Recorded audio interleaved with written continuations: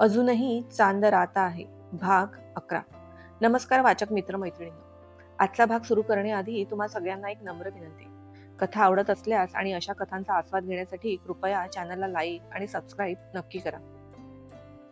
आता सुरुवात करूया आजच्या भागाची. त्याने त्या चावीने ड्रॉवर उघडलं. आतली फाईल आणि डॉक्युमेंट्स पाहून त्याला जबरदस्त धक्का बसला. आता पुढे. त्या फाईलमध्ये कंपनीच्या मालकाने तयार करून ठेवलेली पॉवर ऑफ अटर्नी होती आणि त्याशिवाय बरेचसे डॉक्युमेंट्स ज्यावर कंपनीच्या मालकाच्या खोट्या सह्या होत्या.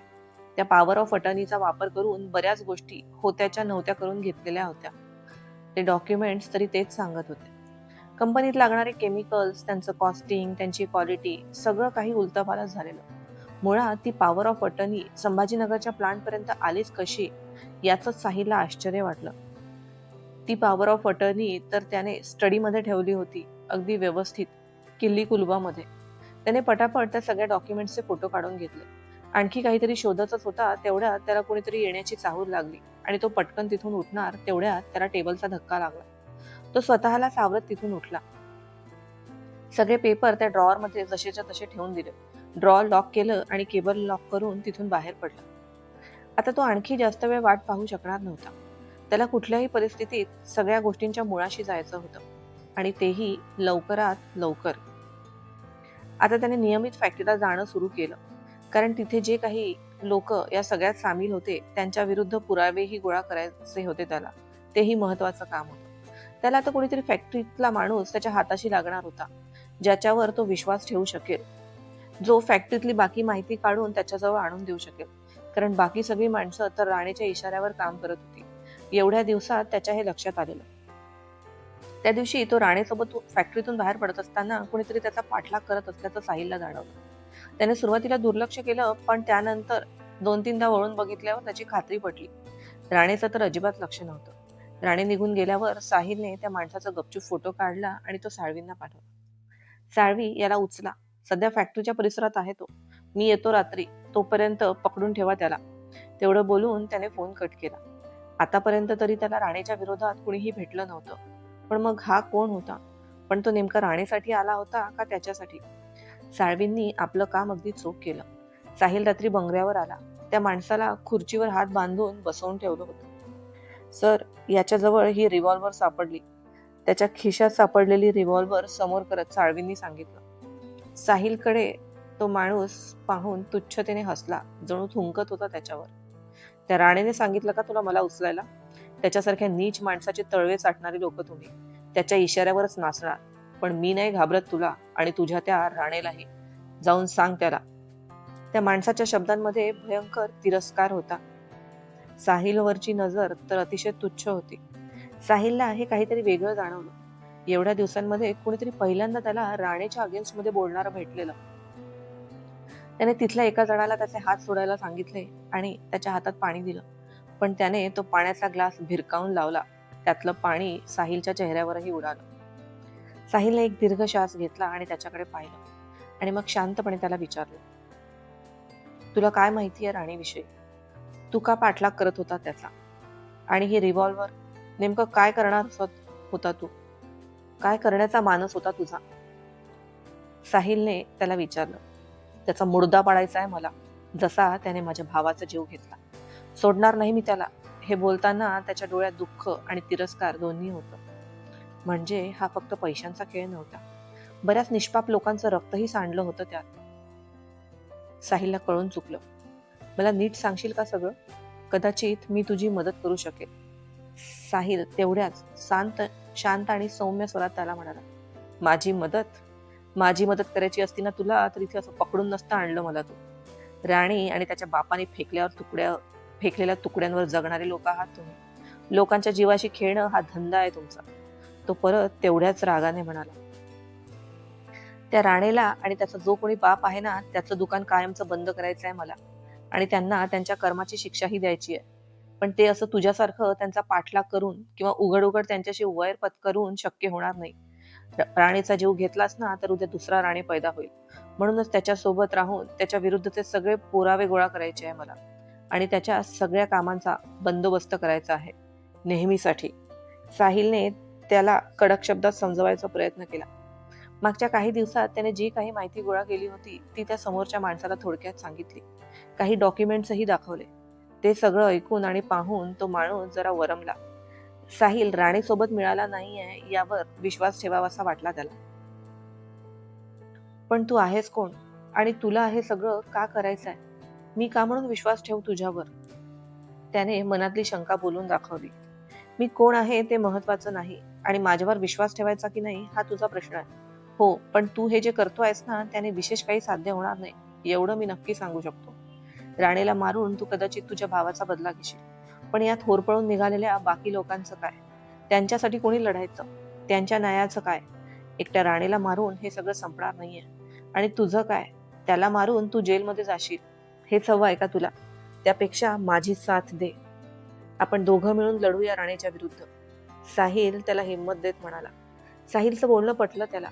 भावनेच्या भरात सुडाचा विचार त्याच्या मनात आलेला. पण तसं केल्याने त्याच्या मागे असलेल्या लोकांचं काय होईल याचा त्याने विचारच केला नव्हता.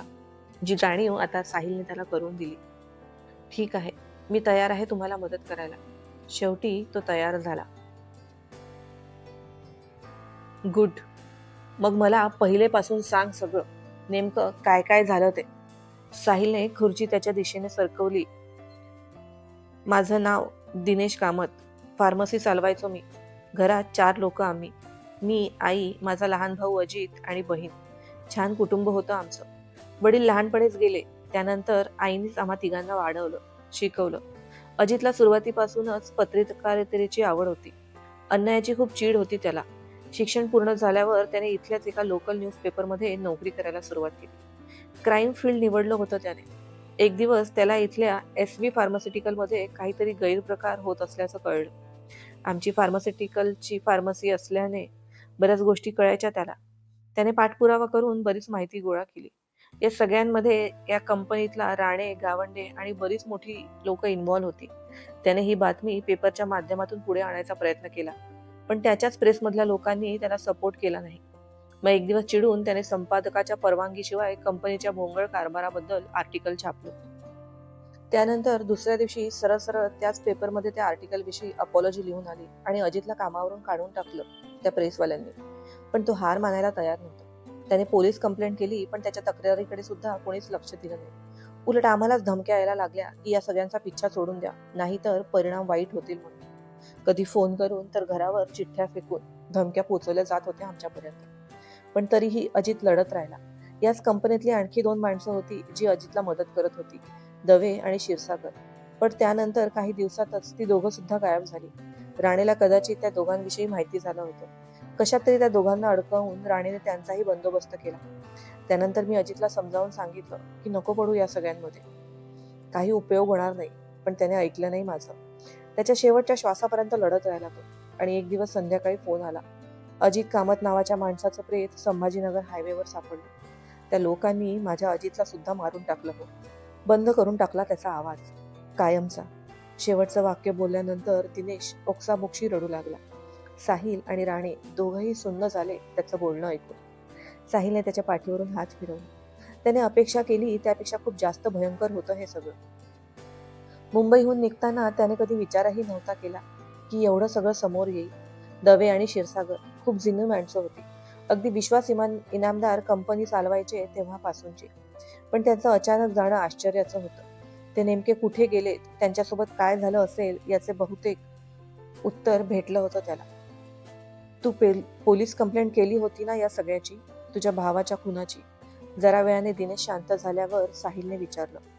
केलेली, पण काही उपयोग झाला नाही त्याचा. ती लोक सुद्धा एकतर राणेच्या धाकाने किंवा त्याने दाखवलेल्या पैशांच्या बंडलांमुळे चूप बसली.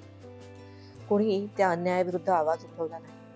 साहिलने दिनेशला धीर दिला. हे बघ दिनेश, तू जो विचार करून राणेचा पाठलाग करत होता ना तो विचार सोडून दे. अजितला न्याय मिळवून देऊ आपण, हे वचन आहे माझं. पण तू जरा उद्या जेलमध्ये गेला तर तुझी बहीण आणि आई त्यांचं काय होणार? ती उघड्यावर पडतील. त्याचा विचार केलाय तू? साहिलने त्याला विचारलं. मी तुमची मदत करायला तयार आहे, दिनेश डोळे पुसत म्हणाला. गुड. बरं मला सांग, तू राणेला याआधी कधी भेटला आहे? म्हणजे तो ओळखतो का तुला चेहऱ्याने? साहिलने कसलाचा विचार करत विचारलं. नाही, म्हणजे कधी समोरासमोर भेट झाली नाहीये आमची. ठीक आहे मग, मी सांगतो तसं कर. साहिलने त्याला पुढे काय करायचं ते सगळा प्लॅन व्यवस्थित समजावून सांगितला. वसुंधरा एसपी कंपनीचा नोटीस पिरियड पूर्ण करायला आली होती. ऑलमोस्ट नोटीस पिरियड संपला होता तिचा. नवीन कंपनी जॉईन करण्यासाठी तिला 2 आठवड्यांचा वेळ दिला होता. नवीन कंपनीमध्ये जॉईन झाल्यावर तिला 1 महिना ट्रेनिंगसाठी दिल्लीलाही जायचं होतं. खरं तर तिची इच्छाच नव्हती नवीन ठिकाणी जॉब करायची. पण साहिलने खूप आग्रह केल्यावर ती नाही म्हणू शकली नाही. साहिलने दिनेशला फॅक्टरीमध्ये कामावर ठेवून घेतलं. राणे त्याला ओळखत नसल्याने काही प्रॉब्लेम नव्हता आणि वरून साहिलचा माणूस म्हटल्यावर राणेहीनेही जास्त आडेवेडे घेतले नाही.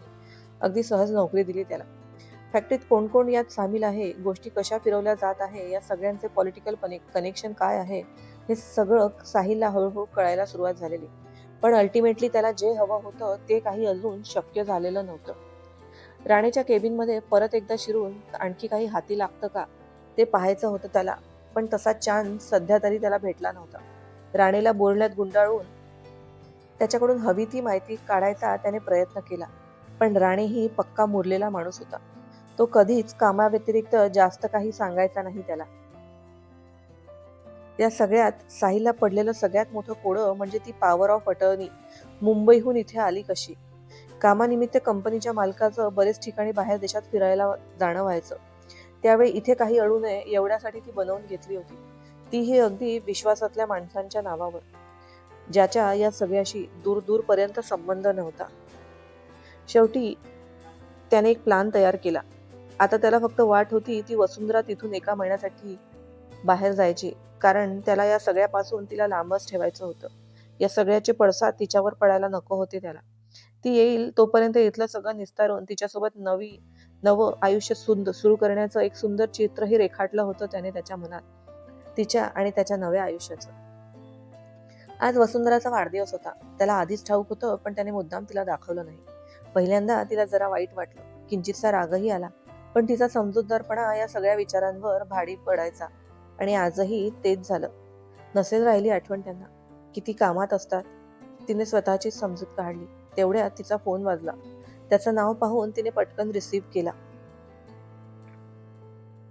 हॅलो. काही क्षणांसाठी तिला वाटलं की त्याने तिला वाढदिवसाच्या शुभेच्छा द्यायला फोन केला असेल. पण पलीकडून त्याचा आवाज आला. धरा, मी माझी एक फाईल घरीच विसरलो आहे आणि आता परत जाऊन आणणे शक्य नाहीये. तेव्हा ती प्लीज कलेक्ट करून ऑफिसला नेऊन देशील का? मी मुंबईला आलो आहे. नाहीतर मीच गेलो असतो. फक्त फाईल कलेक्ट कर आणि तिथे गेटवर देऊन ठेव. आतमध्ये नेऊन देईल तो माणूस. त्याने विश केलं नसलं आणि त्याच्या लक्षात नसलं तरी किमान थोडा वेळास त्याच्यासोबत घालवता येईल असा विचार तिने केलेला. पण आता तो शहरातच नाही म्हटल्यावर तिचं मन खट्टू झालं. उदास झाली ती. तुम्ही मुंबईला कधी गेलात आणि मला का नाही सांगितलं? तिने कितीही लपवलं तरी आवाजात थोडीशी नाराजी उमटलीच होती. तिने बोलून दाखवलं नाही तरी त्याला कळलं ते आणि छानही वाटलं. वरून आश्चर्यही. अशी कशी ही? हिच्या वाढदिवशी मी तिथे नाही आणि ही जराही तक्रार करत नाहीये. मुलींच्या किती आणि काय काय अपेक्षा असतात. महागडी गिफ्ट, फिरायला जाणं, हॉटेलमध्ये जेवण, आणि हिला तर नीट रागवताही येत नाही. विचार करूनच हसू आलं त्याला. अहो ऐकता ना, मी काय म्हणाले ते. त्याने काहीच उत्तर दिलं नाही म्हणून तिने पुन्हा विचारलं. तिच्या आवाजाने तो भानावर आला. अगं अचानक ठरलं आणि मग सांगायचं राहून गेलं तुला. त्याने कसंबसं उत्तर दिलं. अर्थात तिला वाईट वाटलं त्याच्या उत्तराचं. ठीक आहे, कुठली फाईल ते सांगा. मी पोहोचवते ऑफिसमध्ये. ती सुस्कारा सोडत म्हणाली. तू एक काम कर, घरी जा आणि तिथूनच फोन कर मला, तेव्हाच सांगतो तुला. आता सांगितलं तर कदाचित लक्षात राहणार नाही आणि जरा शोधाशोधही करावी लागेल. ठीक आहे, हो म्हणून तिने फोन ठेवला. वेडीच आहे, तो मनाशी हसत म्हणाला. ती त्याच्या घरी पोचली. तिच्याकडे असलेल्या चावीने तिने दार उघडलं आणि आत पाऊल ठेवताच तिचे डोळे उघडे ते उघडेच राहिले. त्याने हॉल छान सजवला होता. सगळीकडे हार्ट शेपचे बलून लावले होते आणि समोर भिंतीवर मोठ्या अक्षरात लिहिलेलं, हॅपी बर्थडे धरा, आय लव्ह यू. ते पाहून तिचा राग तर कुठल्या कुठे छूमंतर झाला. भेटूया लवकरच पुढच्या भागात. आजचा भाग कसा वाटला ते नक्की सांगा. धन्यवाद.